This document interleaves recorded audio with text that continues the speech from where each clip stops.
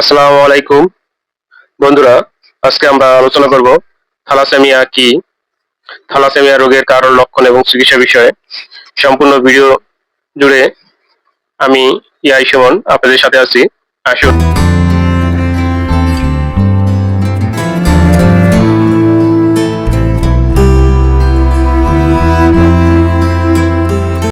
Thalassaemia কি এ বিষয়ে আমরা কিছুটা জানার চেষ্টা করি।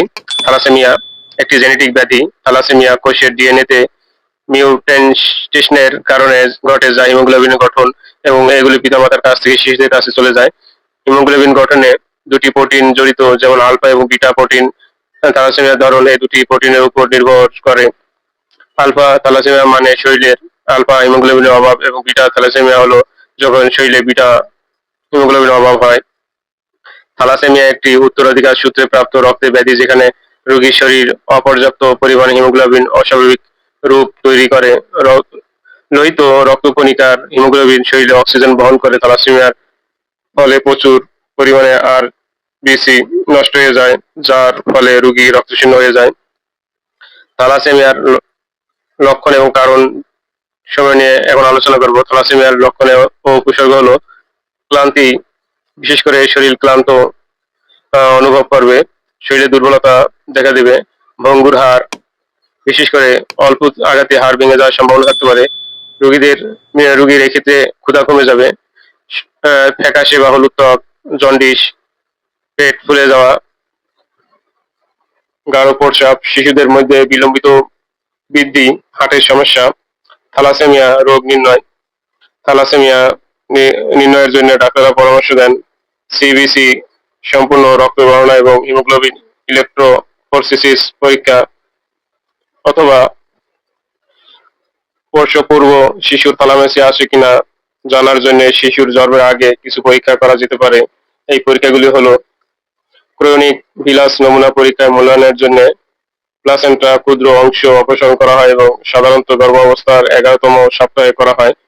অ্যামনিওসেন্টেসিস, ব্রঙ্কে ঘিরে থাকা অ্যামনিওটিক তরল একটি নমুনা নেয়ার জড়িত এবং সাধারণত গর্ভাবস্থায় 16তম সপ্তাহের কাছাকাছি করা হয়। থ্যালাসেমিয়ার চিকিৎসা। থ্যালাসেমিয়ার হালকা ক্ষেত্রে কোনো চিকিৎসার প্রয়োজন হয় না। মাঝে মাঝে থ্যালাসেমিয়ার জটিলতাগুলি পরিচালনা করতে সাহায্য করার জন্য রক্ত সংশ্লেষণ এবং অস্ত্রোপচারের প্রয়োজন হয়। মাঝারি থেকে গুরুতর থ্যালাসেমিয়ার জন্য চিকিৎসা প্রয়োজন। চিকিৎসার বিকল্প হলো রক্ত সংশ্লেষণ। থ্যালাসেমিয়ার গুরুতর রূপের জন্য বছরে 8 এবং 12টি রক্ত সংশ্লেষণের প্রয়োজন হয়। বিশেষ করে 8 থেকে 12 ব্যাগ ব্লাড প্রয়োজন হতে পারে। Iron chelation therapy. Iron chelation রক্ত প্রবাহ থেকে অতিরিক্ত আয়রন অপসারণ জড়িত, যা রক্ত সঞ্চালনের ফলে সৃষ্টি হয় এবং হৃৎপিণ্ড এবং অন্যান্য অঙ্গগুলি ক্ষতি হতে পারে। অস্থি মজ্জা প্রতিস্থাপন। অস্থি মজ্জা বা স্টেম সেল ট্রান্সপ্লান্টের মাধ্যমে একটি সামঞ্জস্যপূর্ণ দাতা, সাধারণত ভাই বোনের কাছ থেকে স্টেম সেল বা অস্থি মজ্জা হস্তান্তর করা হয়। এই পদ্ধতিটি আজীবন রক্ত সংশ্লেষণ এবং লোহার আধিক্য নিয়ন্ত্রণ ও ওষুধগুলিকে নির্মূল করে, যা আপনারা এখানে চিত্রের মাধ্যমে দেখতে পাচ্ছেন। সার্জারি। হাড়ের স্বাভাবিকতা সংশোধনের জন্য অস্ত্রোপচার করা হয়। বন্ধুরা, যদি আমাদের ভিডিও দেখে কিছুটা উপকৃত হয়ে থাকেন, তাহলে অবশ্যই চ্যানেলটা সাবস্ক্রাইব করে পাশে থাকা বেল আইকনটা অল নোটিফিকেশন বার দিয়ে রাখবেন। আর কে কোথা থেকে দেখছেন অবশ্যই কমেন্ট করে জানাবেন। সবাই ভালো থাকবেন। আল্লাহ হাফেজ।